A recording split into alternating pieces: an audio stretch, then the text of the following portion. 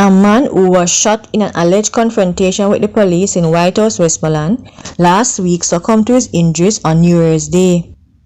The deceased has been identified as George Ramsey, otherwise called Crocodile, or Bubble Up, with addresses in Farm District and Audley District in the parish. Deputy Superintendent of Police Adrian Hamilton, in charge of operation in the Westmoreland Division, informed Observer Online on Tuesday that Ramsey died while under police guard at the hospital. A 14-year-old girl has been admitted to hospital in serious condition after she was attacked and beaten by a group of females in the parish of Clarendon over the weekend. Reports are that several of the females were adults. They are also claimed that one of the alleged attackers is a senior citizen. The police have reportedly taken 2 of the women in custody and are searching for the others. A video of the incident has been circulating on social media and shows the group seemingly cornering and beating the teen to an unconscious state.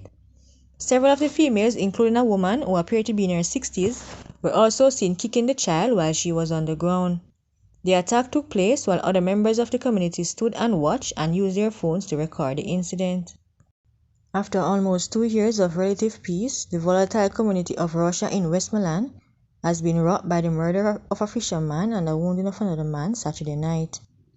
The deceased has been identified as 27-year-old Kemoy Wilson, otherwise called Moy, of Rickett Street in the parish.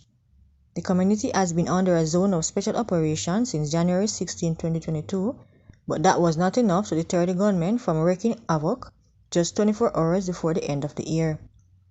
Reports from the Savannah police said at about 10:55 p.m., both men were standing on a section of the roadway when a black Toyota Vauxhall motor car drove up and 2 men alighted with handguns. The gunmen then opened fire at Wilson and the other man, who ran in separate directions. When the shooting subsided, both men were found suffering from what appeared to be gunshot wounds. They were taken to hospital where Wilson was pronounced dead and the other man is being treated.